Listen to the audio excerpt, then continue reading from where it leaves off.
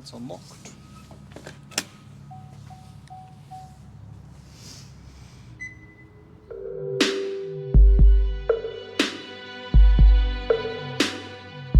Hey, and welcome back to Plug and Play EV and another look at the ongoing Bolt EV recall with the pack replacements heavily underway now and some of the older model years looking pretty good for completion. We'll have a look at where the software update lies, where we are with this vehicle, and trying to figure out roughly how much longer we've got before this whole thing is behind us. So not wasting any more time, we'll jump right into the Bolt EV recall and where we are in March 2022.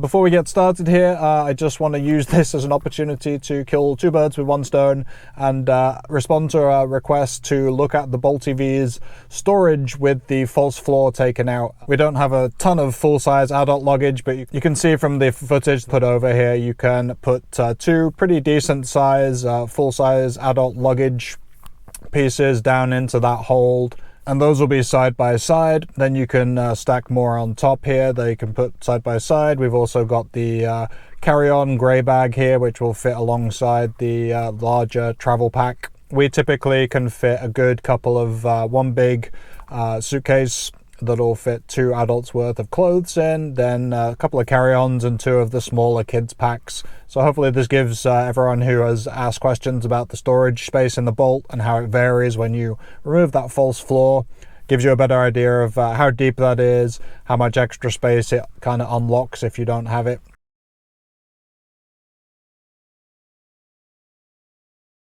So we do have quarterly updates from GM that they have to file with NHTSA, the National Highways Transportation Safety Agency, possibly. Put that down below if it's different.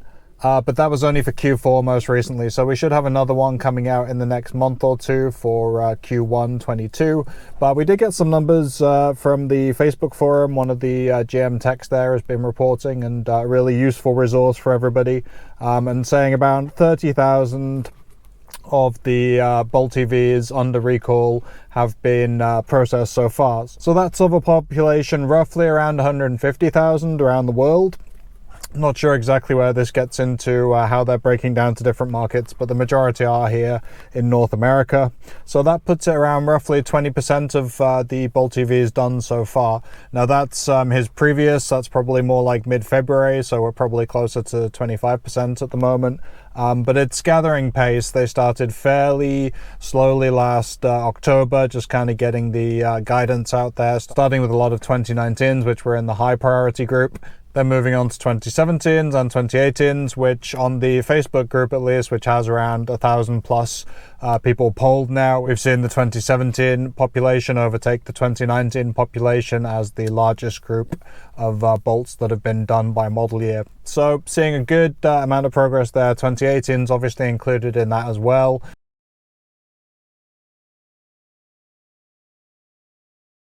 So even with that said, on the 2017 to 2019 model years being heavily prioritized, there have been a small handful of 2020s that we've seen, and possibly 2021s that we've seen being reported as having the pack replacement. And that brings us on to the software, which we still haven't got. The newer software, which was used as a kind of holdover for the 2020 and 2021 model years especially, was to cap the charging at 80% but allow people to go down to, as low as they wanted, so that it addresses that problem of charging too high or too low, letting it discharge too low into the pack. Now some people have gone ahead and got that because the reasoning for it was that it allowed them then to park inside in garages, around homes, that kind of thing, and not have the parking restrictions that some people were stuck with. One of the things we didn't really touch on in the last video, which has subsequently proved to be beneficial to some people, was that this included in the software new diagnostics, which would flag the car for a priority replacement battery.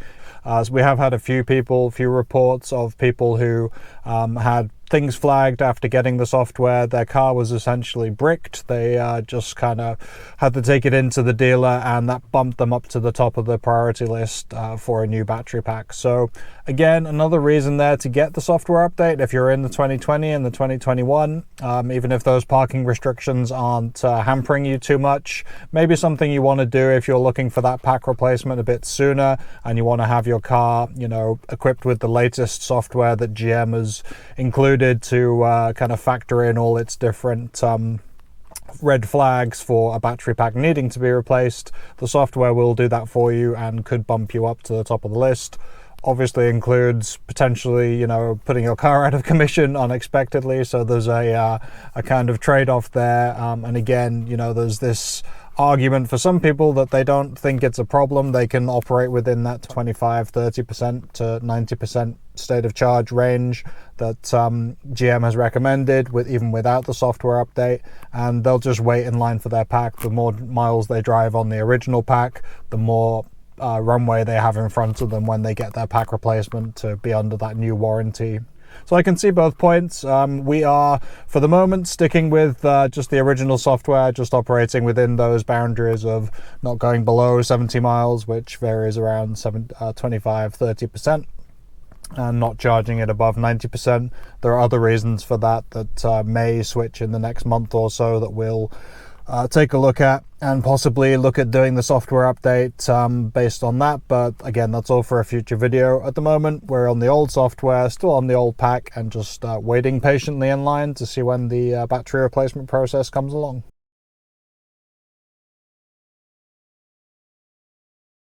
One other thing that mixes the software update along with the replacement pack process has been, again, kind of a frustrating thing. GM almost clutching defeat from the jaws of victory. People being pretty happy when they get their pack replacement, of course, finally hoping to put this behind them. But then, isolated reports, I'm not sure it's widespread, but certainly a few people have been frustrated by the dealer putting the wrong software into the battery management system and limiting the car with the new pack, which should be the final remedy, to 80% state of charge. So you've got some of this over the holidays, and then beyond into later winter. We've had people who have been still stuck at 80% state of charge, even though they've got a pack with the updated chemistry, which should be able to charge much higher. So they have reviewed that, and most dealers should know what the problem is when you take it back to them, if that's something that's been applied. But the advice there was to return it to the dealer if you're having that final pack replacement still stuck at 80% state of charge, and quote service bulletin TSB number 21-NA-261. And if you quote that, they should be able to go into their system and find the bulletin, which describes all of the software kind of vagaries and changes, and then get you onto the right software that charges you back up to 100%. So hopefully that's helpful. Again, this is all kind of just passing on from GM Tech things I've read and stuff on the forums and the Facebook group.